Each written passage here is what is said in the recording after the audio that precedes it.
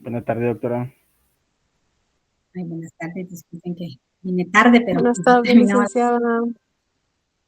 Buenas tardes a todos. Vamos a dar inicio a la clase.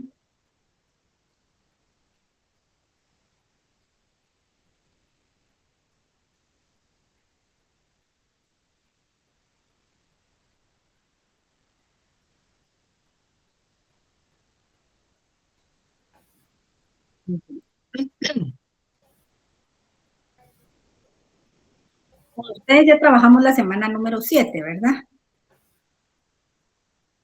Nos toca la semana número 8. Correcto.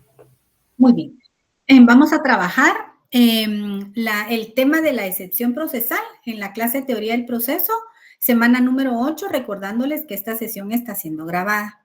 Objetivo de la clase, que el estudiante de la Universidad Rural de Guatemala adquiera los conocimientos relacionados a la excepción procesal, las actitudes del demandado que pueda tomar frente a la demanda, sus excepciones conforme la doctrina y conforme la ley guatemalteca. Eso quiere decir que algunas no se encuentran en la ley, únicamente en los libros. Tenemos que la excepción procesal es esa institución de la excepción procesal, es que la que es paralela a la acción procesal. Es ese derecho de atacar al demandante teniendo su réplica con el derecho del demandado a defenderse. Toda demanda es la forma de atacar y contra ella está la excepción procesal, según el tratadista Alsina, que esta es opuesta a la acción. Entonces, la excepción procesal es esa facultad que tiene el demandado de accionar. Es decir, la acción procesal es el que tiene el que está demandando, ¿verdad? Tiene ese derecho de accionar ante un órgano jurisdiccional tal petición. Y la excepción procesal es esa facultad que tiene el demandado de responder y defenderse. Entonces, vamos a ver cuáles son las actitudes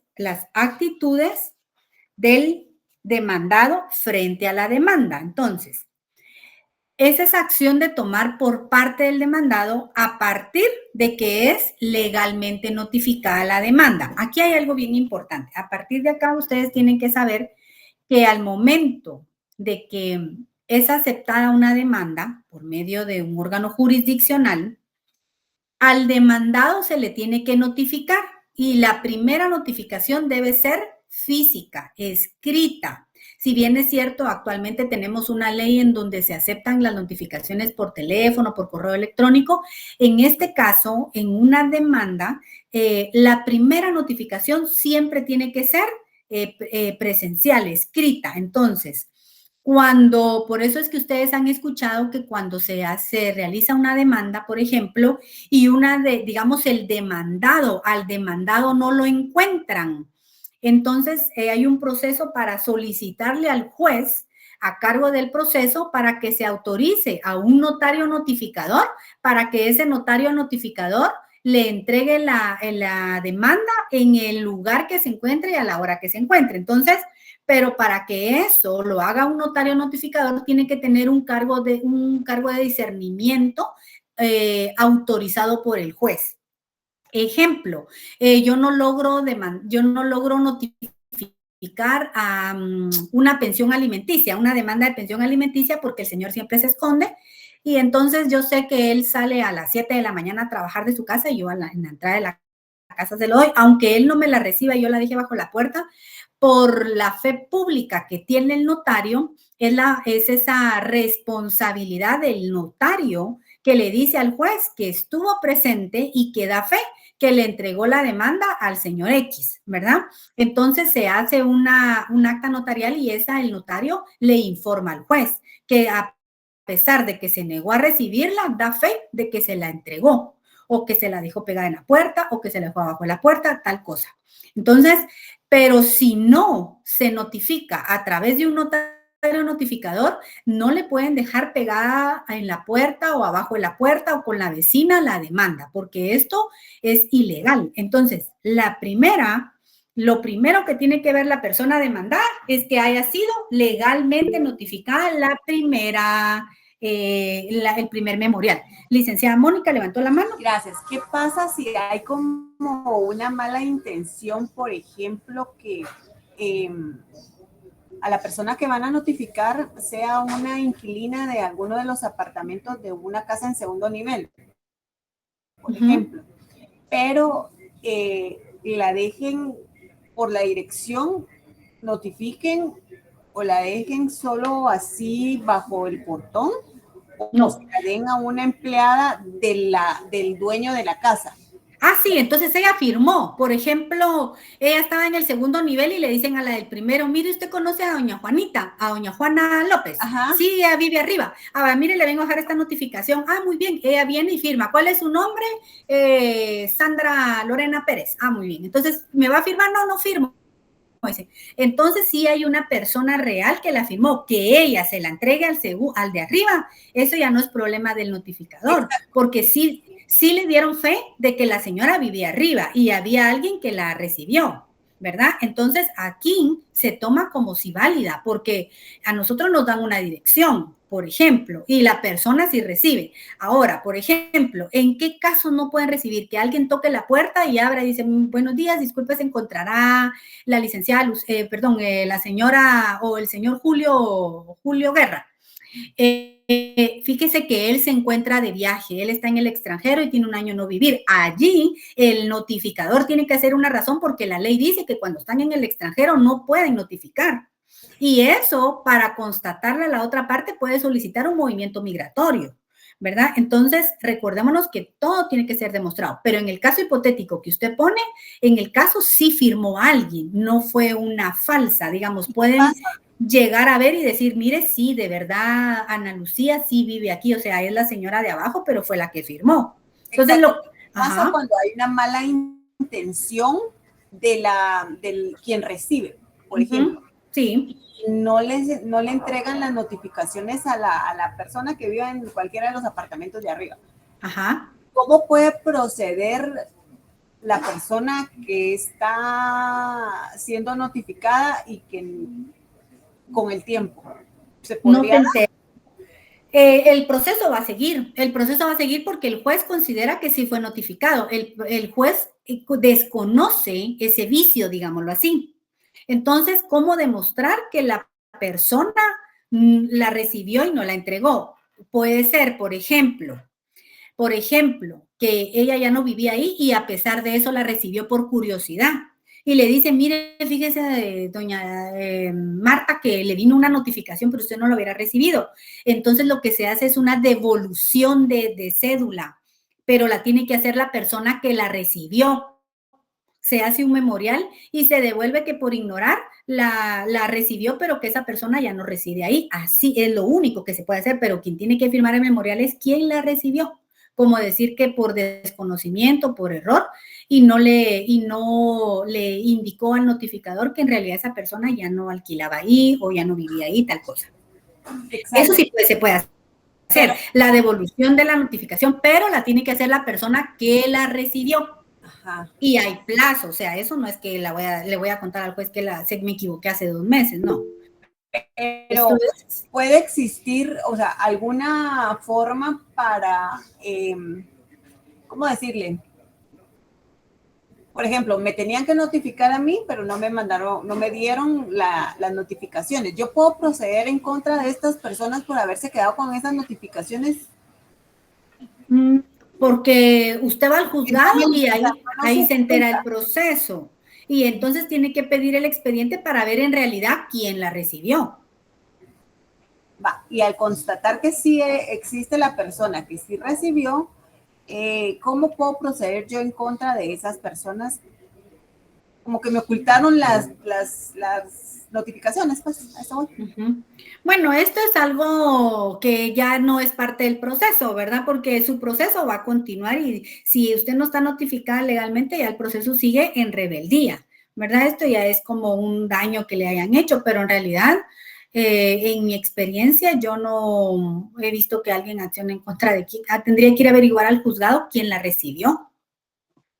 Es que yo supe de un caso que pues estaban planteando un proceso de divorcio, pero se dio esa mala intención Entonces, al final, la persona a la que, pues, los que se están divorciando, la esposa, pues, precisamente no tenía ni conocimiento que ya estaba un proceso. Y bueno, al final, cuando ella ya se enteró, es cuando a ella la declararon rebelde. Ajá, sí. Y ahí ya no podía hacer nada. Entonces, nada. Era por eso que me dio la duda ahorita que mencionó el caso. Recordé eso de alguien conocido, ¿verdad? ¿Cómo proceder en contra de esas personas que, pues, que no dieron o sea, que ya todo está planeado, pues? Sí, pues, tal vez ya está bien un contubernio. Sí, tiene que, al momento en que se apersona el proceso, aunque esté declarado en rebeldía, puede tomar el proceso en el estado en que se encuentre y tener las actuaciones a la vista a ver quién fue, ¿verdad? Pero sí, yo he visto que muchos procesos se van en rebeldía porque alguien de mala fe las recibe, o sea, eso sí es común. Lo único es que sí le notificaron en esa casa. En esa casa. Sí. Licenciado Edwin Arenas, levantó la mano.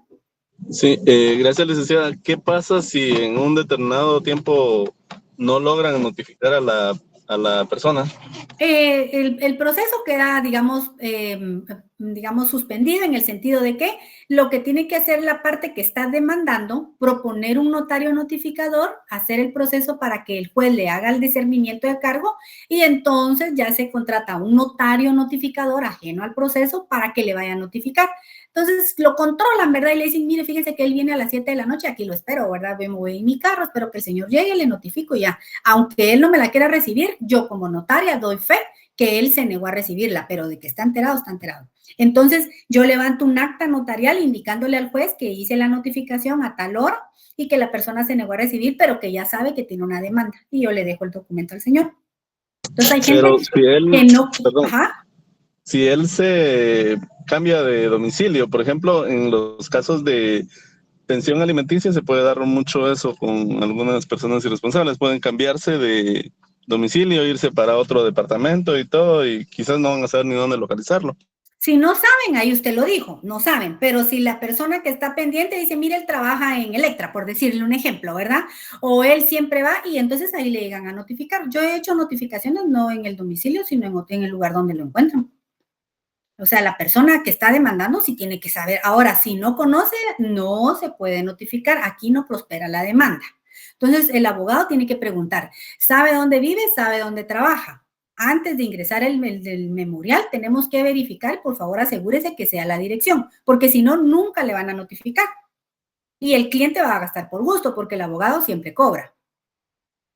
Okay, gracias. Muy bien. Bueno, entonces, ahora bien, las actitudes del demandado frente a la demanda pueden ser total o parcial o pasiva. Dice, por ejemplo, total, cuando el que está siendo demandado, habiendo sido notificado, no comparece al proceso. Y entonces el proceso va a continuar en ausencia y entonces se le declara en rebeldía, lo que decía la licenciada. Entonces, ¿qué quiere decir eso? Que el proceso se considera que todo lo que está diciendo el demandado es cierto. En el caso hipotético que ella ponía de un divorcio, entonces el señor dice, mire que yo no le quiero dar pensión alimenticia, no le dan, que quiero la guardia y custodia de mis hijos, se la dan, que no tenemos bienes, no se pronuncian conforme los bienes. Es decir, todas las peticiones del que está demandando, el juez las toma como aprobadas, porque no hay esa parte de la defensa. Entonces, él solo le van a notificar y ya no le notifican en la casa, sino que las siguientes son en los estrados del tribunal. Si ustedes van a los juzgados, siempre van a ver en la entrada de los juzgados un pizarrón y ahí, digamos, pegan todas las notificaciones porque él ya estaba enterado y todas las subsiguientes ya no le notifican porque ahora hay una obligación de que se tiene que notificar a un casillero electrónico de abogado. Entonces, va a seguir así. Va a llegar a la sentencia y lo que solicitó el que está demandando las tiene el juez como aprobadas. Ahora, la menos pasiva, cuando el demandado comparece al proceso en la oportunidad procesal, pero no formula oposición, no contesta la demanda y entonces solo señala el lugar para recibir notificaciones. Ejemplo, en el caso de la licenciada, que puso el ejemplo de alguien que era un proceso de divorcio oral. Recibió la notificación, pero solo ingresa un memorial y no se opone, solo indica lugar para señalar un lugar para recibir notificaciones y el casillero electrónico. Solo se va a ir enterando del proceso, pero de igual manera es declarado en rebeldía porque no presentó una oposición.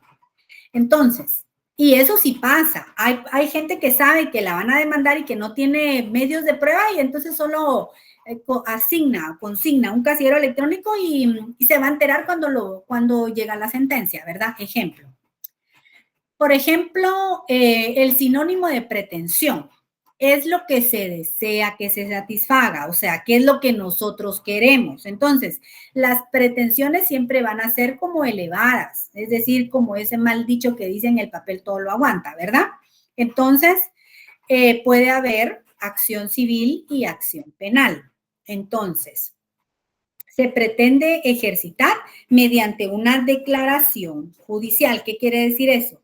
Que únicamente el juez es el que va a establecer cuál es la sentencia al final, ¿verdad? Es decir, nosotros como abogados litigantes no le podemos asegurar a nuestro cliente digamos, una solución completa. Es decir, no le podemos decir que este caso lo tenemos ganado o que, por ejemplo, si es un divorcio, a él le van a fijar una pensión alimenticia para la mujer que está divorciada de 100 quetzales. No podemos, porque esa es únicamente decisión del juez. Lo que sí podemos evaluar son de qué manera puede venir una sentencia, pero en ningún momento un abogado puede asegurar el resultado de un proceso, porque eso depende de la decisión del juez. Entonces, únicamente la pretensión se declara mediante la declaración del juez.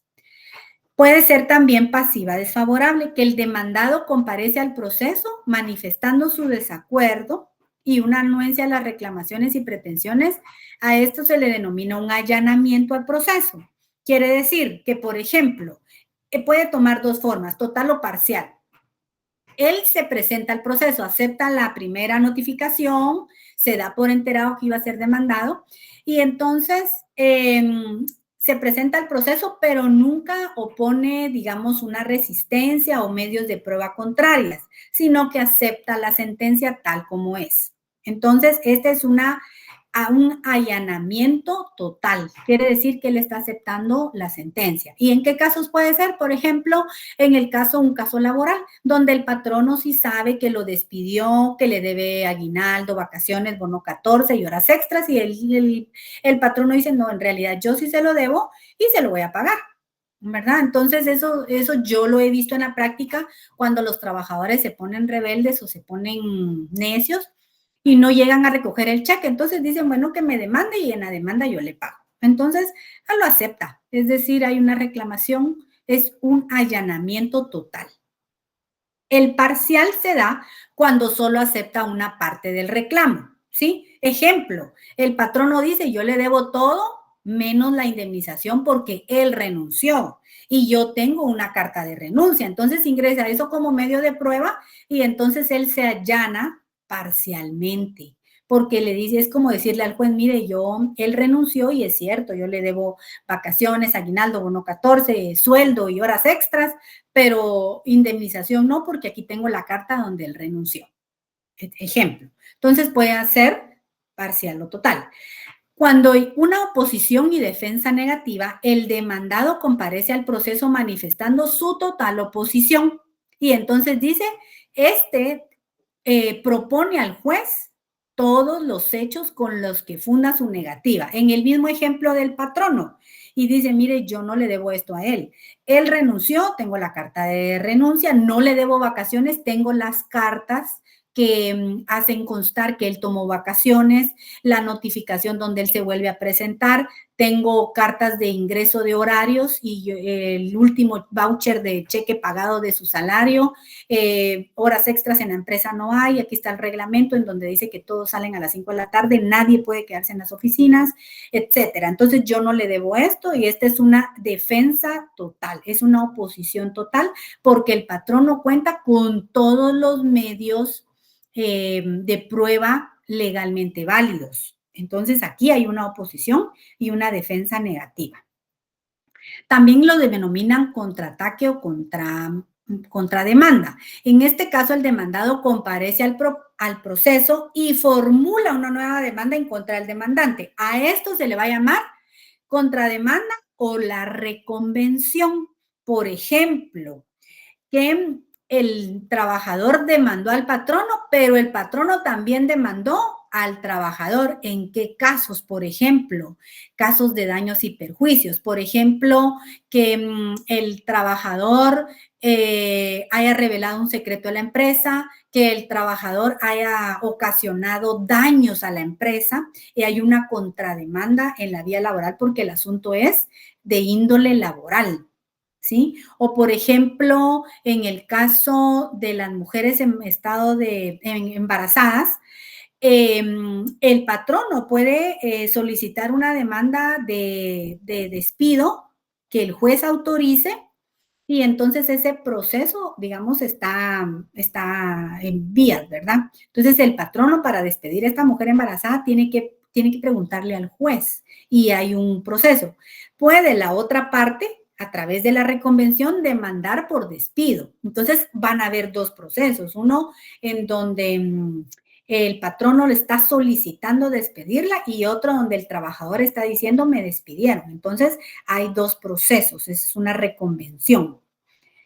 Tenemos oponer o interponer excepciones de fondo, que esto se da cuando el demandado comparece al proceso combatiendo la acción del demandante, que trata de desvirtuar y fija los hechos que impiden el nacimiento de la misma y en esta se modifican o extinguen. Entonces aquí, por ejemplo, las excepciones de fondo es cuando se demuestran que definitivamente no existe, digamos, no existe la posibilidad de que una demanda pueda ser positiva a favor del actor, sino que aquí se está interponiendo en contra de las peticiones de fondo, ¿sí? Por ejemplo, algo que pudiera decirle tan hipotético, pero como muy claro, es que alguien le pida pensión alimenticia a un padre y no lo demuestre, por ejemplo, bueno, y que tenga un resultado de paternidad negativo. Ese es un proceso donde ya no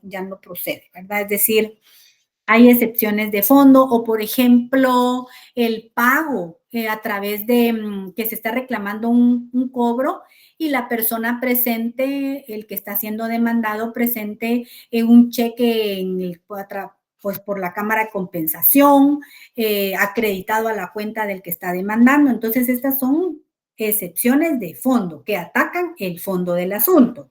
Ahora, las excepciones de forma son esas que no atacan la pretensión de fondo, pero sí denuncian una falta de requisitos jurídico-procesal y van a atacar el procedimiento señalando vicios en el mismo. Ejemplo, en un divorcio,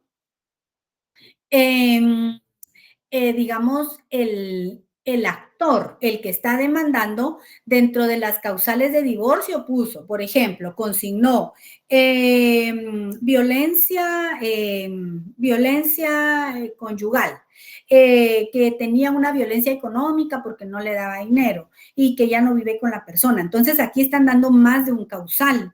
Esta tal vez el juez la pudo, digamos, aceptar y darle viabilidad a la demanda, pero el abogado, el contraataque, analiza lo que está diciendo el actor y vamos a ir agarrando todas las peticiones a ver qué es lo que podemos, qué error encontramos y en qué se contradice. Entonces la ley es clara y dice que se tiene que pronunciar como un causal y si se fuera una o más causales se tienen que demostrar. Entonces, generalmente en los divorcios ustedes van a escuchar mucho de que no existe incompatibilidad en la vida en común, ¿verdad? Digamos, entonces esta simple y sencillamente ya no viven juntos y se puede solicitar el divorcio, pero si ya ponen más causales, todos tienen que demostrarse.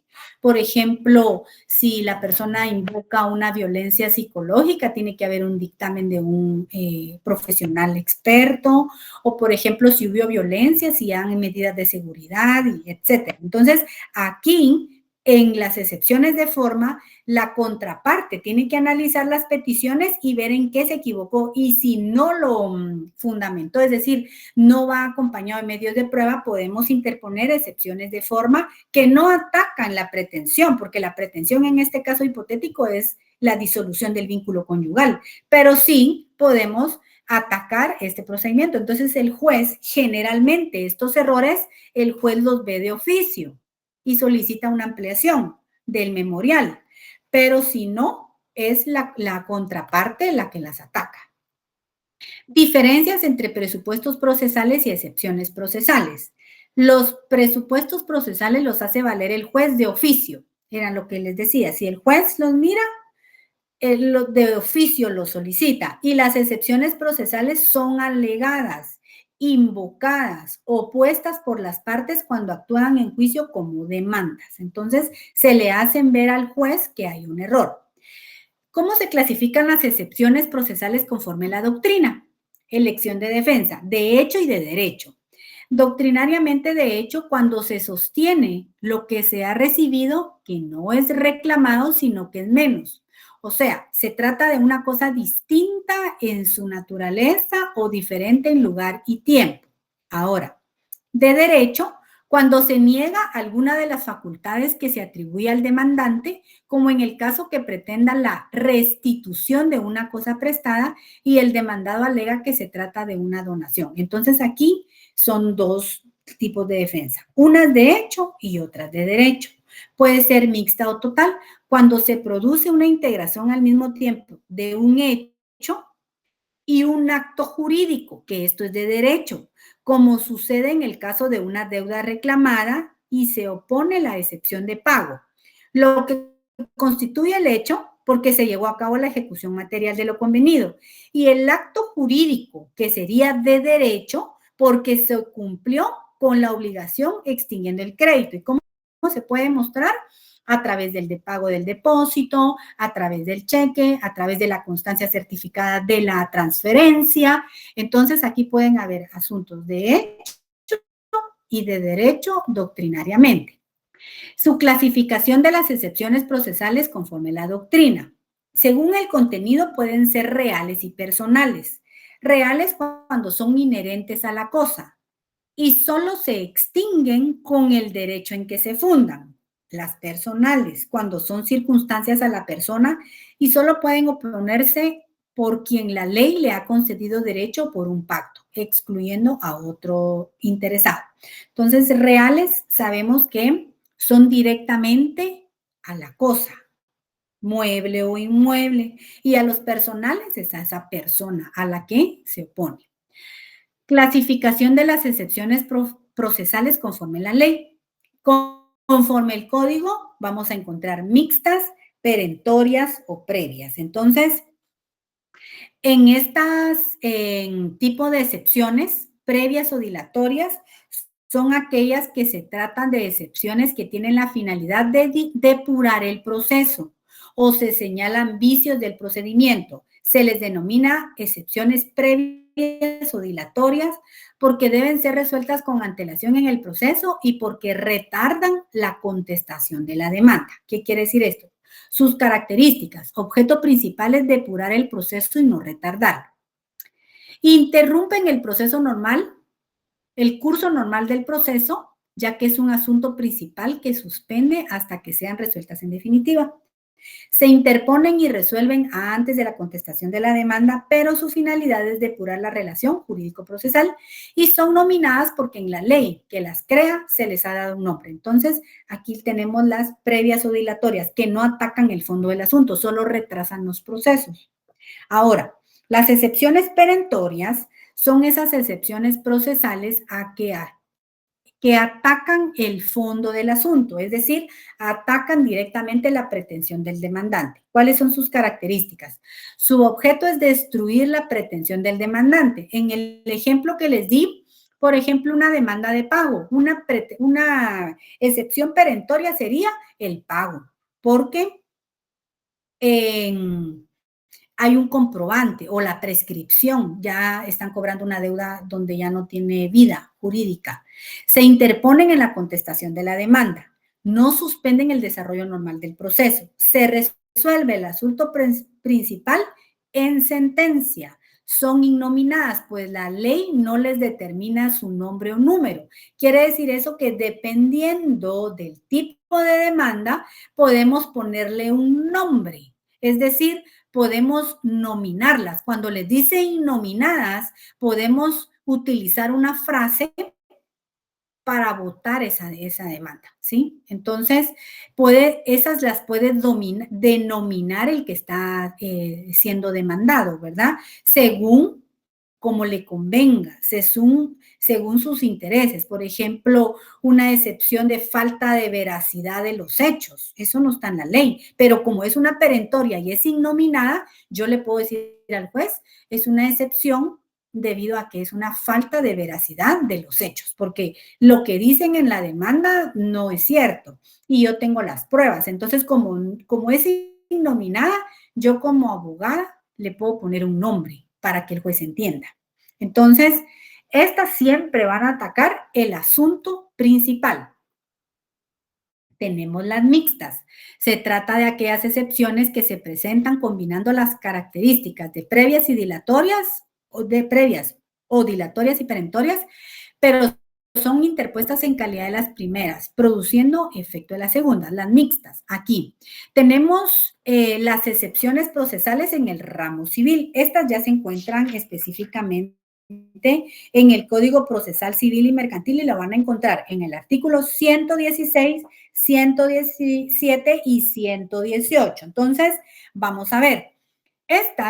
Las excepciones procesales es una falta de cumplimiento del, estos son incompetencia, litispendencia, demanda defectuosa, falta de capacidad legal, falta de personalidad, falta de personería, falta de caducidad, prescripción, cosa juzgada, transacción. Y esta otra es falta del cumplimiento del plazo o falta del cumplimiento de la condición a que estuviera sujeta a la condición o falta del derecho que se quiera hacer valer. Entonces, estas son las excepciones que ustedes van a encontrar en el Código Procesal Civil y Mercantil y que se las tienen que aprender.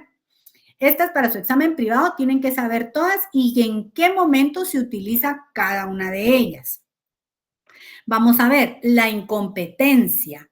Es esa excepción previa de incompetencia que se encuentra fundada en la cuantía o la materia del juicio. Hace que la demanda sea conocida ante distinto juez. Ya vimos nosotros que hay jueces jurisdiccionales por la materia y por la competencia. Entonces, esto es la incompetencia, por su jurisdicción. O, por ejemplo, que sean casos que tenga que ver un juez de primera instancia y los quiera conocer un juez de paz. Entonces, aquí interponemos una excepción de incompetencia y le decimos al juez que él no tiene competencia para conocer este tipo de proceso. O los mismos jueces se inhiben de conocer por no ser de su competencia. Entonces, aquí esta es una de las excepciones. Tenemos la litispendencia. Esta se refiere a esa situación jurídica en donde el demandante alega el mismo asunto que se está ventilando en otro tribunal competente porque ya existe otra demanda entablada con anterioridad. La litispendencia la podemos decir como la reconvención. Le hacemos saber al juez que existe otro proceso con las mismas partes y del mismo asunto, entonces interponemos la excepción de litispendencia y quién va a conocer de los dos juicios que ya están iniciados, conoce el juicio, el juzgado más antiguo, el primero que conoció el proceso. Entonces el nuevo juzgado se inhibe de conocer y manda las actuaciones al otro juzgado para que las dos piezas jurídicas, las dos piezas procesales se unan, ¿verdad? Entonces esto se llama litispendencia. Demanda defectuosa. Esta se fundamenta en que toda demanda que se presenta al órgano jurisdiccional no reúne los requisitos de forma interpuesta por la ley o contiene pretensiones contrarias al orden público. Entonces se hace defectuosa. Ejemplo, yo le puedo decir el ejemplo en una demanda de divorcio en donde pusieron más de un causal y en las peticiones no aclaran qué causal están invocando en las peticiones de fondo. Entonces, yo puedo interponer una excepción de demanda defectuosa porque la demanda es incongruente. En los hechos dice una cosa y en las peticiones pide otra. Entonces, es una demanda defectuosa. Tenemos falta de capacidad legal. La excepción previa de falta de capacidad legal opera cuando una persona actúa en el proceso como demandante cuando no es capaz procesalmente para ejercer los derechos que reclama. Ejemplo, que comparece la madre de un menor de edad que es trabajador y ella actúa en nombre propio. Entonces, le faltó, digamos, en el memorial indicar que actúa en representación de la patria potestad de su menor, Juan Pérez, quien es trabajador de tal. Entonces, digamos, no tenía la capacidad de ella para demandar, sino que ella estaba actuando, ¿sí? Es como la falta de personalidad. Esta se produce cuando el demandante no tiene la calidad para ser sujeto activo o pasivo de la relación jurídica procesal. Es decir, que no existe un vínculo jurídico que obligue con uno o con otro. Ejemplo, una persona que se arrogue una representación legal, por ejemplo, un representante legal, en este caso puede ser una personalidad, una madre, una persona ajena que no tenga parentesco con el menor, y la falta de personería se da en el caso de las personas jurídicas, en el caso de que no se encuentre inscrita legalmente la representación legal o vigente. Entonces, esto lo van a encontrar en el artículo 45 del Código Procesal Civil y Mercantil, la falta de personería. La falta del cumplimiento del plazo o de la condición que estuviera sujeta a la obligación o el derecho que se quiera hacer valer, las obligaciones y los derechos tienen un determinado plazo para ser ejercitadas. Estas pueden estar sujetas a una condición de manera que al incumplirse o cumplirse, la acción puede ser prematura o anticipada. Entonces, por ejemplo, falta del cumplimiento del plazo. En estos procesos, por ejemplo, en donde se hacen contratos de reconocimiento de deudas, no se ha terminado el plazo, ya lo queremos demandar. Entonces, puede la contraparte, la otra parte, el que está siendo demandado, interponer una excepción de falta del cumplimiento del plazo, porque si bien está atrasado, pero el contrato decía, por ejemplo, el plazo para terminar de pagar la deuda eran 12 meses, por ejemplo, y no hemos llegado al mes número 12. Entonces, falta del cumplimiento del plazo o de la condición en que estuviera sujeta, si hay contratos con condiciones específicas, o de la obligación o del derecho que se quiera hacer valer. Entonces, es como que se está ingresando la demanda antes del tiempo. Y esto a veces ocurre porque las personas que quieren el proceso, digamos, quieren hacerlo ya, pero como abogados sabemos que falta algo. Entonces, si presentara la demanda el abogado de la parte actora, sí va a esperar este tipo de excepciones, ¿verdad? La prescripción se invoca por el transcurso del tiempo fijado por la ley para reclamar un derecho, para reclamar o ejercitar la acción. En el transcurso del tiempo se califica la excepción como negativa, extintiva o liberatoria. Debe ser invocada por las partes. Ejemplo, en los procesos económico-coactivo, por ejemplo, le están cobrando el YUSI, pero le están cobrando de YUSI de 12 años. Entonces, aquí podemos invocar la prescripción, ¿verdad? Entonces, y sabemos que las municipalidades pueden cobrar el YUSI hasta los últimos 4 años. Entonces, en juicio podemos invocar la prescripción. Entonces, nos van a hacer el cálculo de los últimos 4 años si hubiera un YUSI atrasado. Entonces, de lo demás, es una excepción negativa, extintiva o liberatoria. La caducidad es ese decaimiento de la facultad procesal que no se ejercitó dentro de un plazo determinado. Digamos, en la caducidad opera la inactividad procesal. ¿Qué quiere decir eso? Que ya está el juicio, pero hubo una inactividad. En primera instancia, dice 6 meses en primera instancia. y 3 meses en segunda instancia si no la parte actora no le ha dado movimiento. Entonces podemos solicitar la caducidad de instancia. No es lo mismo que prescripción porque la caducidad quiere decir que ya está el proceso con el juez, pero no existe una operatividad o existe una inactividad procesal de una de las partes. En este caso sería del actor. Entonces podemos solicitar al juez una excepción previa por caducidad, porque pasó mucho tiempo y el proceso pues ya no continuó. Entonces, podemos invocar la caducidad de instancia. La cosa juzgada es otro tipo de excepción, que la parte que ha vencido el proceso ha llevado todas sus etapas procesales y ya teniendo esa etapa procesal concreta, concluida, entonces se da una cosa juzgada. Entonces aquí ya no pueden demandarnos por la misma causa, porque esto se denomina cosa juzgada. ¿Cuándo es cosa juzgada? Cuando la identidad del demandante y del demandado son la misma persona, cuando están reclamando la misma cosa, cuando la identidad de causa o razón de pedir o accionar es lo mismo. Entonces aquí se tiene como cosa juzgada.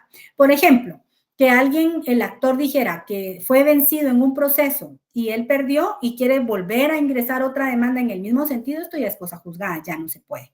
Entonces, esto lo regula el artículo 155 de la ley del organismo judicial.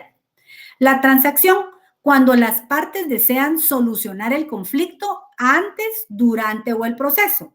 Estas llegan a un arreglo mediante un contrato de transacción y se puede oponer la excepción de transacción y probarla con un documento que tenga arreglo. Por ejemplo, era un proceso de deuda, ¿verdad?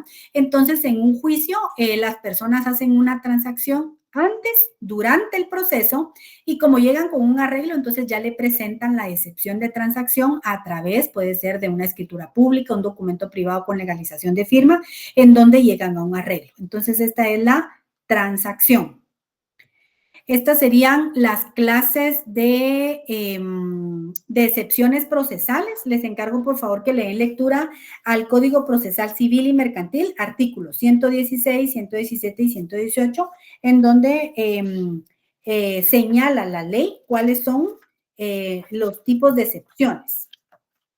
Bueno, yo les agradezco mucho su atención y les deseo feliz fin de semana. Muchas gracias, igualmente. Feliz tarde. Gracias, buenas Gracias, tardes. doctora, feliz tarde, hasta luego. Feliz tarde. Feliz tarde, compañeros. Feliz tarde para todos. Gracias, doctora. Feliz tarde. Feliz tarde, doctora. Feliz tarde, doctora. Gracias.